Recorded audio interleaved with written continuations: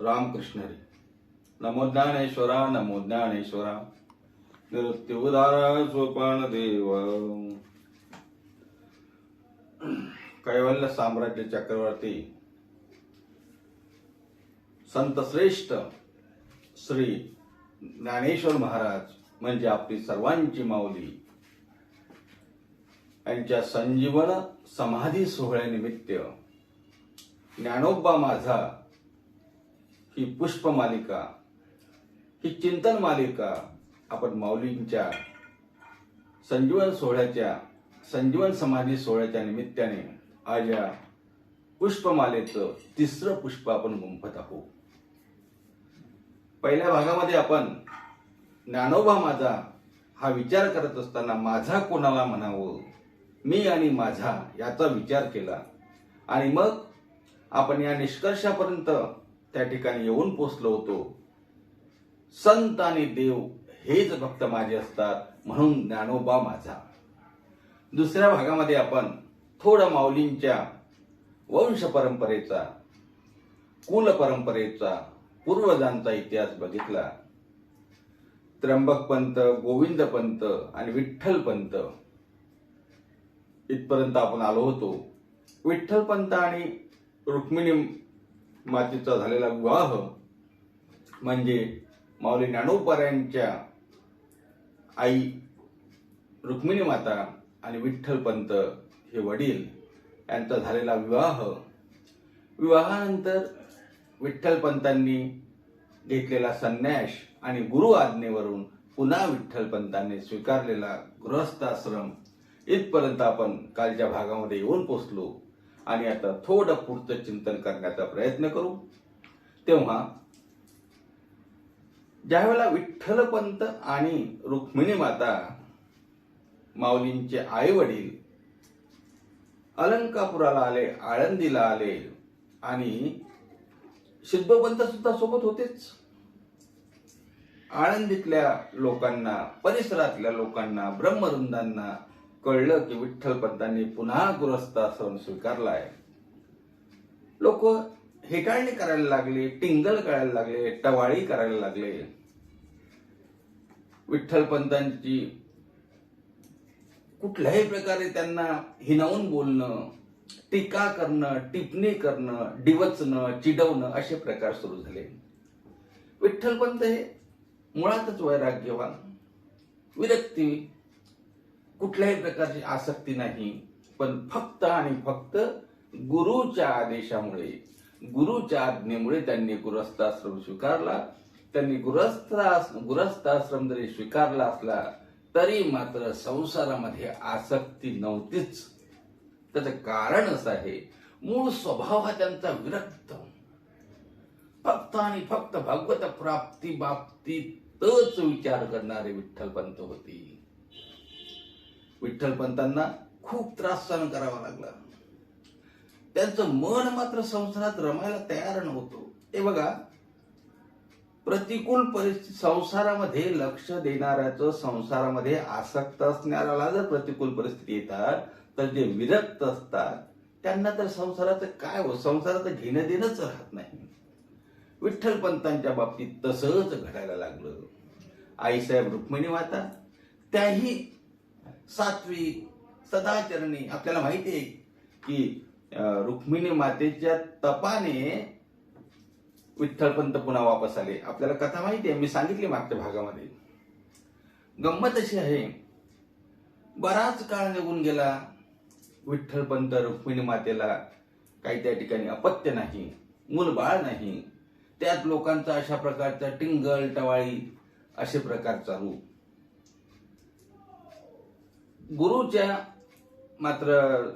गुरूंनी, श्रीपादांनी रुक्मिणी मातेला एक आशीर्वाद दिला होता, पुत्रवती भव. आणि गुरूंचा आशीर्वाद, महात्म्यांच्या मुखातून निघालेले शब्द खोटे होत नसतात, असत्य होत नसतात. आपल्याला माहिती आहे, देवाचा शब्द चुकेल पण संतांचा शब्द त्या ठिकाणी खोटा होत नसतो. आपल्याला अनेक उदाहरणं माहिती आहे. भीष्माचा पण खरा झाला. देव बोलला की मी भारत युद्धामध्ये म्हणजे महाभारताच्या युद्धामध्ये हाती शस्त्र घेणार नाही, पण भीष्माने सांगितलं, देवा तुला मी शस्त्र घ्यायलाच लावीन. भीष्मपण केला खरा, धनुर्धरा उद्धरिले. आपल्याला प्रमाण माहिती आहे, कथाही माहिती आहे, मला त्या कथेत जायचं नाही.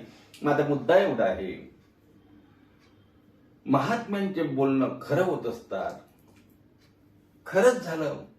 10-12 वर्षाच्या काळानंतर, 12 वर्षानंतर रुक्मिणी माता त्या ठिकाणी रुक्मिणी माता गर्भवती झाली.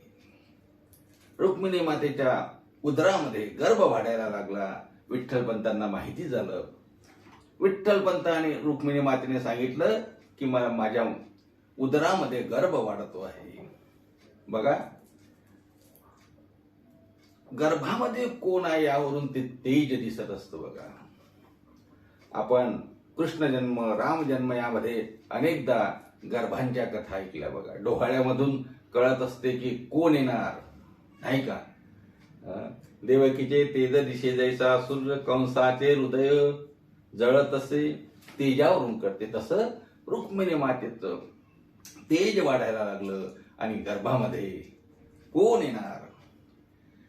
12 वर्षानंतर रुक्मिणी मातेला, विठ्ठलपंतांना अपत्य झालं. पहिलं अपत्य म्हणजे निवृत्तीनाथ महाराज. कोण निवृत्तीनाथ महाराज? अहो, साक्षात निवृत्तीनाथ महाराज म्हणजे सदाशिवाचा अवतार, स्वामी निवृत्तीदातार. स्वामी निवृत्तीदातार, स्वामी निवृत्तीदातार, सदाशिवाचा अवतार, महादेवाचे अवतार निवृत्तीनाथ महाराज जन्माला आले. सगळीकडे आनंद म्हणजे आनंद व्यक्त करायला तरी कोणी पाहिजे ना. हो, कोण आहे आनंद व्यक्त करायला? नुसतं आईसाहेब आणि विठ्ठलपंत. आईला आनंद, वडिलांना आनंद झाला, घरामध्ये अपत्य आलं. आपल्या गुरूंनी दिलेला आशीर्वाद खरा ठरला. पांडुरंगाने आपल्याला जे सांगितलं होतं, पांडुरंगाच्या आज्ञेने लग्न केलं आणि गुरूंच्या आज्ञेने पुन्हा गृहस्थाश्रम स्वीकारला. फलित झालं, मुलगा जन्माला आलाय. 2 वर्षांनी पुन्हा श्रावण कृष्ण अष्टमी, श्रावण वद्य अष्टमी, गुरुवार म्हणजे गोकुळ अष्टमीचा दिवस, रात्रीचे 12 वाजलेले. कोण जन्माला आलंय? अहो, ज्ञान्यांचे राजे, तुमची आमची सर्वांची माऊली. ज्या दिवशी भगवान श्रीकृष्ण जन्माला आले, धर्माचं रक्षण करण्यासाठी, धर्म वाढवण्यासाठी, धर्माचं रक्षण करण्यासाठी आणि साधूंचा त्या ठिकाणी रक्षण करण्यासाठी, दैत्यांचा संहार करण्यासाठी ज्या दिवशी भगवान श्रीकृष्ण जन्माला आले, त्याच दिवशी त्याच वेळेला इंद्रायणी खळखळून वाहत होती. श्रावण मास होता, वर्षा ऋतू होता, पाण्याच्या सरी चालू होत्या, आल्हाददायक होता वातावरण होतं. आणि माझे माऊली ज्ञानोबा त्या ठिकाणी जन्माला आले, अवताराला आले. तो दिवस म्हणजे गोकुळ अष्टमीचा दिवस. एक सांगू का तुम्हाला, गोकुळ अष्टमीला देव जन्माला आले. आणि त्याहीपेक्षा आमच्यासाठी महत्वाचं काय असेल, गोकुळ अष्टमीला ज्ञानदेव जन्माला आले. कृष्ण जन्म म्हणून कृष्णाचा जन्म झाला, देवाचा जन्म झाला, देवाचा अवतार झाला. पण इथे देवही आहे आणि ज्ञानही आहे. ज्ञानदेव, जे झाकून ठेवलेलं ज्ञान, जे लपवून ठेवलेलं ज्ञान, जे न कळलेलं ज्ञान, जे बंदिस्त असलेलं ज्ञान, त्या दिवशी माऊली ज्ञानोबारायाच्या रूपाने ज्ञानही जन्माला आलं आणि देवही आला. देव अवतरला, ज्ञान अवतरला, असे ज्ञानदेवांचा त्या ठिकाणी जन्म झाला. ज्ञानदेव अवताराला आले. आपण पुढेचे चिंतन बघू. त्यानंतर 2 वर्षांनी सोपान काका जन्माला आले. सोपान काका म्हणजे कोण? ब्रह्मदेवाचे अवतार. ब्रह्मा सोपान तो झाला. ब्रह्मदेवाचे अवतार असलेले सोपान काका जन्माला आले. त्यानंतर 2 वर्षांनी आदिशक्ती मुक्ताबाई जन्माला आल्या. मुक्ताबाईचा जन्म कधीचा? आश्विन शुद्ध प्रतिपदेला घटस्थापनेच्या दिवशी मुक्ताबाई जन्माला आल्या. मला असं वाटते कधी कधी मुक्ताबाई त्या दिवशी काय जन्माला आल्या असतील, कारण मुक्ताबाई या आदिशक्ती आहेत. आदिशक्ती मुक्ताबाई दाशी जनी लागे पायी, दाशी जनी लागे पायी, दाशी जनी लागे पायी. अशा आदिशक्ती मुक्ताबाई जन्माला आल्या, अवताराला आल्या. थोडक्यात काय, 12 वर्षानंतर त्या ठिकाणी हे महान विभूती जन्माला आल्या. महान विभूतींनी अवतार घेतला. तिथून खऱ्या अर्थानं हा भागवत संप्रदायाची पताका, भागवत संप्रदाय मुळात होताच, परंतु तो जनमानसापर्यंत पोहोचवण्याचं खरं कार्य यांच्या जन्मानंतर झालं, यांच्या अवतारानंतर झालं. जन्म झाला, अवतार झाला, विठ्ठलपंतांना, रुक्मिणी मातेला आनंद झाला, सर्व ठीक आहे. घरामध्ये मुळातच संस्कार, वैदिक संस्कार आहेत. घरामध्ये शास्त्राचे संस्कार आहेत. घरामध्ये नाथ परंपरा आहे. कारण मी त्या दिवशी सांगून गेलो, त्र्यंबक पंत, गोविंद पंत हे सर्व नाथ परंपरेतले आहेत. आदिनाथ गुरु सकळ सिद्धांत ही जी परंपरा आहे, ही या परंपरेतले हे लोक आहेत. आणि मग सर्वांना शांभवी विद्या माहिती आहे, सर्वांना ब्रह्मविद्या माहिती आहे, सर्वांना आत्मविद्या माहिती आहे, सर्वांना परमात्मा काय आहे माहिती आहे, ब्रह्मतत्व माहिती आहे. असे असलेले घर आणि विद्वान, जिज्ञासू, वेदशास्त्र संपन्न असलेले विठ्ठलपंत. विठ्ठलपंत तर सर्वत्र फिरून आले, सर्वत्र तीर्थयात्रा करून आले. त्यांचा अभ्यास, व्यासंग, खूप मोठा अभ्यास त्यांचा होता. असे विठ्ठलपंत त्या ठिकाणी आपल्या मुलांवर संस्कार करायला लागले.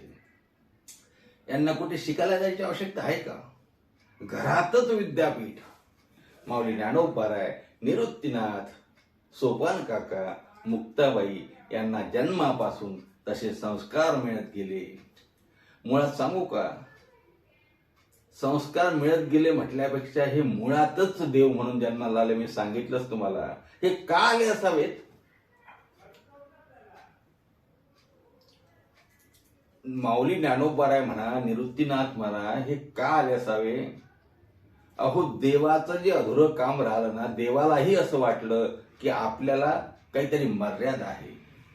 मर्यादा, पुरुषोत्तम रामचंद्राला मर्यादा, भगवान श्रीकृष्णालाही लीला करताना मर्यादा होत्या.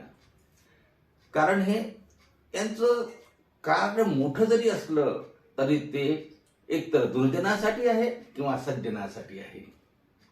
एकतर दृष्टांचा संवाद आहे किंवा भक्तांचं प्रतिपालन आहे. पण मधला जो वर्ग आहे ना तुमच्या आमच्यासारखा, जो सज्जनही नाही आणि दुर्जनही नाही, जो पापीही नाही, जो पुण्यवानही नाही. आपण कशा होतो? आपण पापी आहोत. पापी असतो तर आपण ज्ञानेश्वरी वाचली असती का? बरं, पुण्यवान आहो. पुण्यवान असतो तर आपण लबाडी केली असती का? रोज चोरी चिट्टी आपण कुठं ना कुठं काहीतरी आपण कोणाला दुखावतो की नाही? दुखावतोच ना. मग आपण पापीही नाही, पुण्यवानही नाही, आपण सज्जनही नाही, आपण दुर्जनही नाही. असा जो मधला वर्ग आहे, या मधल्या वर्गासाठी देव काही करू शकत नाही. मग यांच्यासाठी करायची इच्छा झाली म्हणून ज्ञानदेव आले, म्हणून संतांचा अवतार आहे. मी पुढे सांगेल तुम्हाला. उद्धराया जन जड जीव, सर्वांचा उद्धार करण्यासाठी संत महात्म्यांचा अवतार असतो. या ठिकाणी माऊली ज्ञानोबाराय आले, निवृत्तीनाथ आले, सोपान काका आले, मुक्ताई आले. मुक्ताई, ज्ञानोबा, निवृत्तीनाथ, सोपान काका आपल्या झोपडीच्या बाहेर तिथेच खेळायचे. हो, त्याचं कारण तुम्हाला माहिती आहे. सर्वत्र लोक चिडवायचे, डिवचायचे, संन्यासाची मुलं असं त्यांचा तिटकारा करायचे. कोणीही चांगलं पाहत नव्हतो, कोणीही त्यांच्याकडे खऱ्या अर्थानं एवढी गोंडस मुलं, एवढी विद्वान मुलं, एवढी तेज संपन्न मुलं, पण कोणीही त्यांना प्रेमानं, आदरानं बघत नव्हतं. लोभस असलेल्या मुलांनाही कोणी बघत नव्हतं. अशी परिस्थिती होती. तेव्हा हे आपल्या आपल्यातच चौक खेळायचे. आणि यांचे खेळणे म्हणजे का आपले खेळणे असणार का? लगोरी, विटी दांडू, का मोबाईलवरचे गेम होते खेळायला? यांची चर्चा, विद्वत्तेची चर्चा, शास्त्र चर्चा, वेद चर्चा, पुराण चर्चा अशी चर्चा रंगायची. कारण मुळात घरात वातावरणच तेच होतं. हळूहळू असेच दिवस गेले. निवृत्तीनाथ 7 वर्षाचे, माऊली ज्ञानोबा 5 वर्षाचे, सोपान काका 3 वर्षाचे, मुक्ताई 1 वर्षाच्या. हळूहळू वय वाढत गेलं. हळूहळू असं वय वाढत जात असताना विठ्ठलपंतांना असं वाटलं की आपल्या मुलांची आता व्रतबंधाची तयारी करायला पाहिजे. पण व्रतबंध करायचं म्हटलं तर कोणी आळंदीतले ब्राह्मण त्या ठिकाणी तयार होणार नाही असं वाटायला लागलं. आणि इकडे रुक्मिणी मातेला असं वाटायला लागले की आपल्या मुलांना आता मुलं थोडे मोठे व्हायला लागले, 5, 6, 7 वर्षाचा मुलं व्हायला लागले. आणि ही लोक यांना हिणवतात, यांना दुखवतात. अजूनही आळंदीचे लोक त्या ठिकाणी यांना हिणवतात. तेव्हा आपण एक काम करू, आपण दुसरं कुठंतरी जाऊ. मग विठ्ठलपंत, रुक्मिणी माता आणि 4 आमचे संत 6 जण तीर्थयात्रेला निघाले. त्र्यंबकेश्वरला गेले. कुठे? त्र्यंबकेश्वरला गेले. त्र्यंबकेश्वरला गेल्यानंतर तीर्थयात्रा करत त्र्यंबकेश्वरला गेले. कुशावर्तावर स्नान केलं. पर्वताला, ब्रह्मगिरीला त्या ठिकाणी प्रदक्षिणा केली. रोजचा नेम, रोज कुशावरती स्नान, ब्रह्मगिरीला प्रदक्षिणा सुरू होती.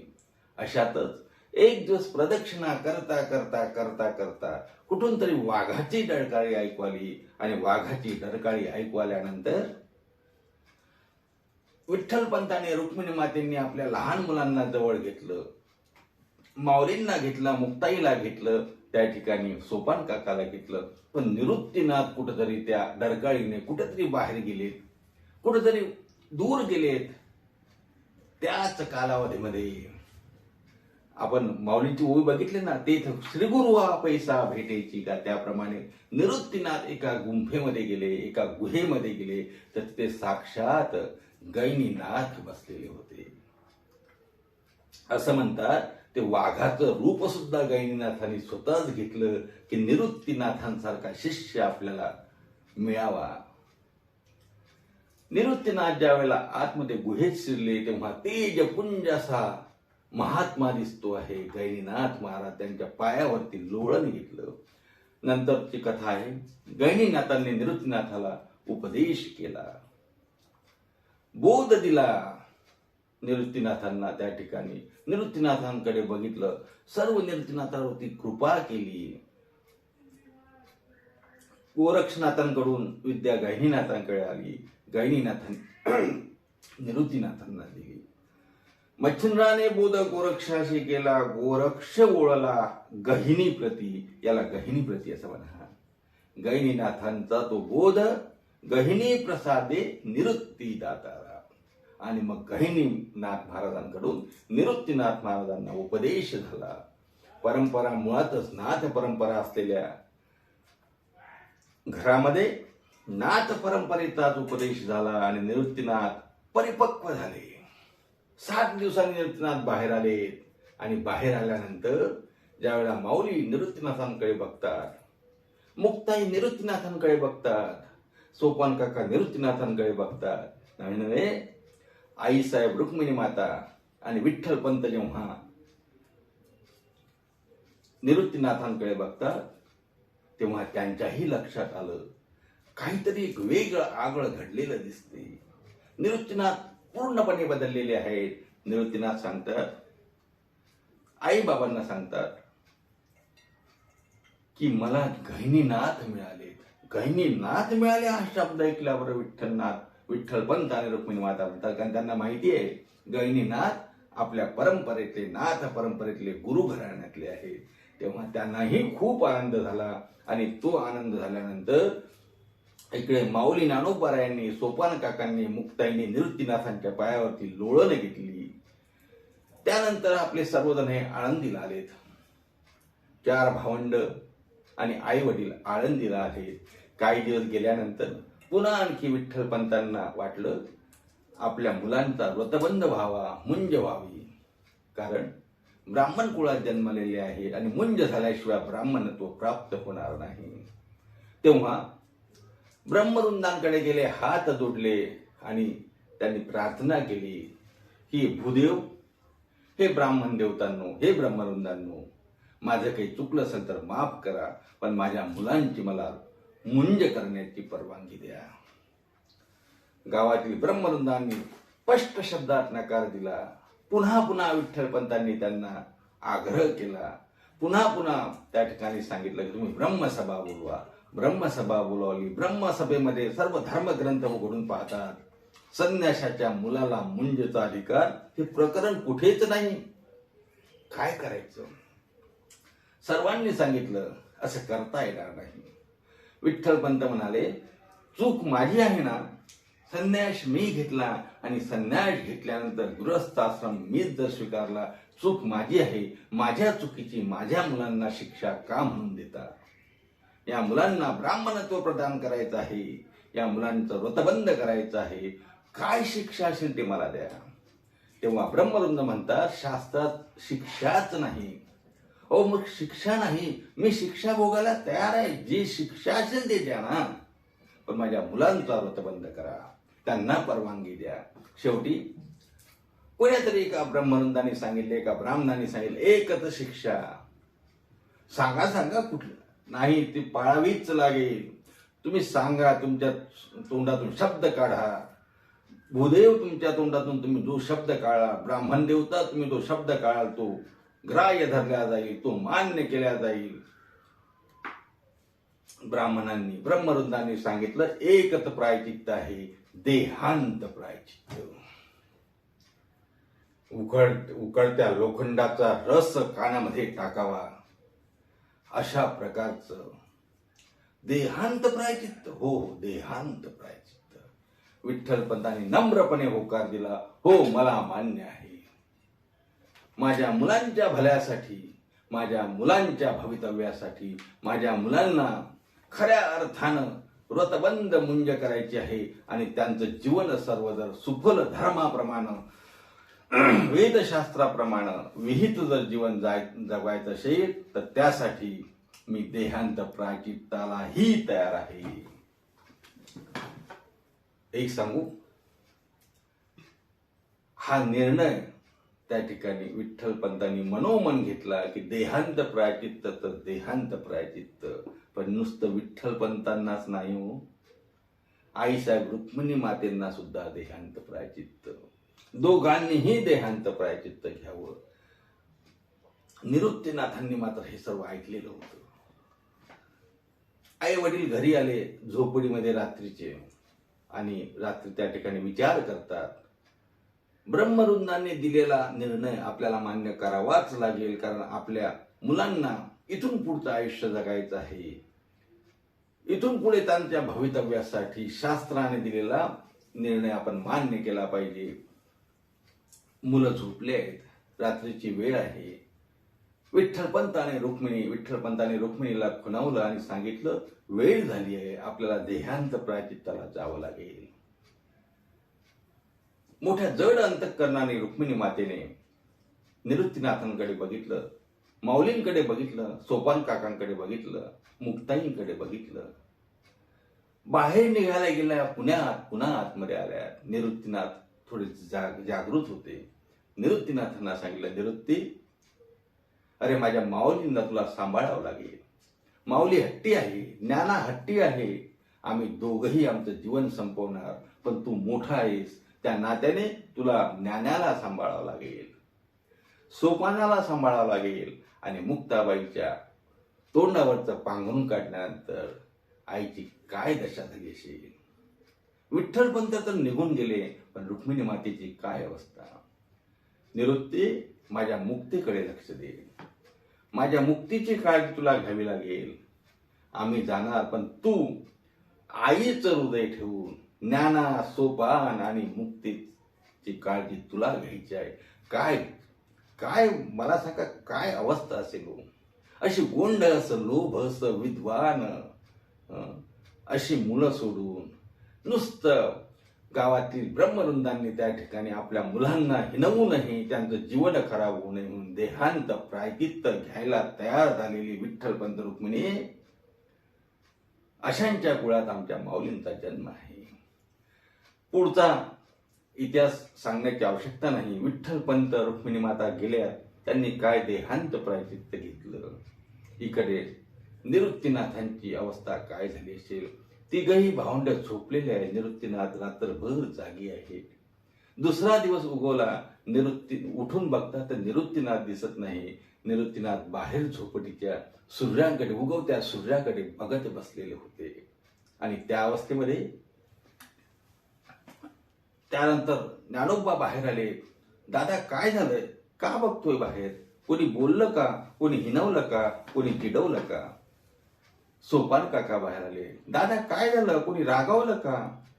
आपल्या बाबांना बोललं, तुला तू कोणी असं बोललं का? मुक्ताही बाहेर आली. त्याही तशाच बोलल्या. पण ज्यावेळी मुक्ताईने विचारलं, दादा आई बाबा कुठे रे, असं म्हटल्या मात्र निवृत्तीनाथ रडायला लागले. एक मनाला हृदयद्रावक अशी ही घटना आहे. एक अत्यंत असं जड अंतःकरण सांगताना सुद्धा असं होतं की काय माझ्या जगाच्या सुखाचा विचार करणाऱ्या माऊलींच्या या चारही भावंडाच्या जीवनामध्ये असे दिवस आलेत, असे दिवस यावेत. त्यालाच तर संत म्हणतात. अशा प्रतिकूल परिस्थितीमधून सुद्धा मार्ग काढून ते जगाच्या कल्याणाचा विचार करतात, ते संत आहेत. अशा संतांचं, अशा माऊलींचं चरित्र आपल्याला वर्णन करायचं आहे. आज तुर्तास आपण माऊलींच्या चरित्राचं तिसरं पुष्प आज इथेच थांबवू. पुन्हा भेटूया उद्या याच चरित्राला पुढे घेऊन. तोपर्यंत सर्वांना रामकृष्ण हरी. माऊलींचे एकदा भजन करू. श्री ज्ञानदेव श्री तुकाराम, श्री ज्ञानदेव श्री तुकाराम, श्री ज्ञानदेव श्री तुकाराम, श्री ज्ञानदेव श्री तुकाराम, श्री ज्ञानदेव श्री तुकाराम, श्री ज्ञानदेव श्री तुकाराम. पुंडलिक वरदे हरी विठ्ठल. श्री ज्ञानदेव तुकाराम. दत्तात्रय जनार्दन श्री एकनाथ माऊली ज्ञानेश्वर महाराज की जय.